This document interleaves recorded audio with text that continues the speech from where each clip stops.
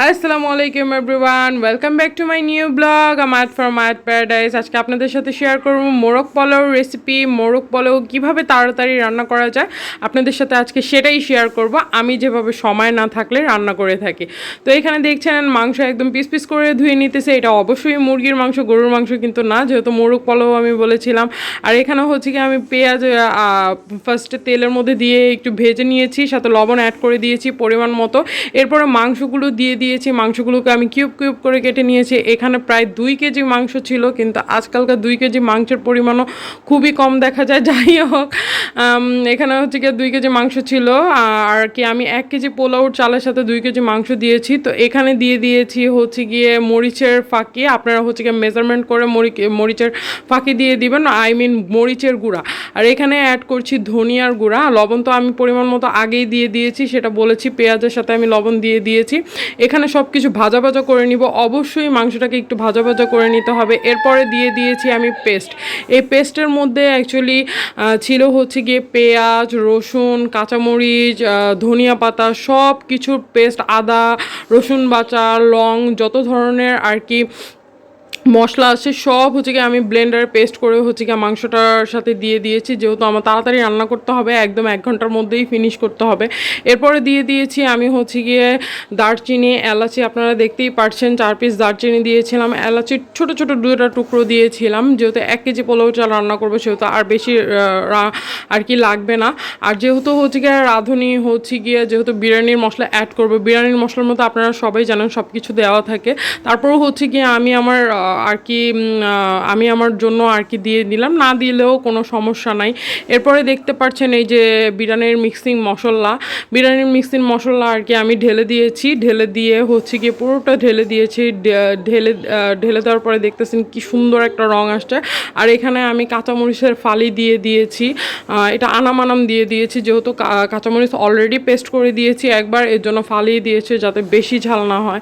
আর এখানে আমি টক দই বানিয়ে নিয়েছিলাম। এই টক দইটা বানাতে একদমই 5 মিনিট লাগে, একদমই 5 মিনিটে। দেখতেই পাচ্ছেন এখনও বরফ হয়ে রয়েছে। যেহেতু আমি দুধ বের করেই একদম এর মধ্যে ভিনিগার দিয়েছিলাম প্রায় 1 কাপের মতো। এরপরে হচ্ছে কি আমার টক দইটা একদমই ইনস্ট্যান্ট রেডি হয়ে গিয়েছে, আপনারাও চাইলে দিতে পারবেন। এখানে আমি টক দই অর্ধেকটা নিয়ে নিয়েছি, আর অর্ধেকটা বাটির মধ্যেই রেখে দিয়েছি, সেটা আমি পরে ইউজ করব। তো এখানে হচ্ছে গিয়ে টক দই দিয়ে আমি কষানোর পরে হচ্ছে গিয়ে তার 10 মিনিট পরে হচ্ছে গিয়ে ভালো মতো কষিয়ে তারপর হচ্ছে গিয়ে পোলাওর চাল আমি অলরেডি ধুয়ে রেখেছিলাম, তো পোলাওর চালটা আর কি ঢেলে দিয়েছি।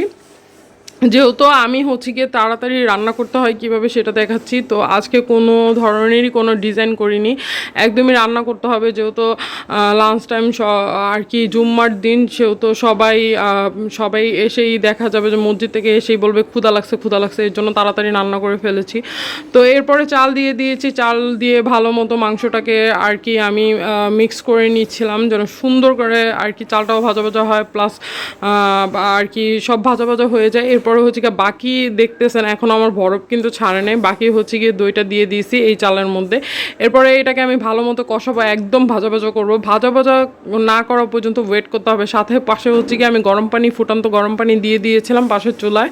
তো এখন দেখতে পাচ্ছেন আমি হচ্ছে গিয়ে লেড়ে চেড়ে দিচ্ছি।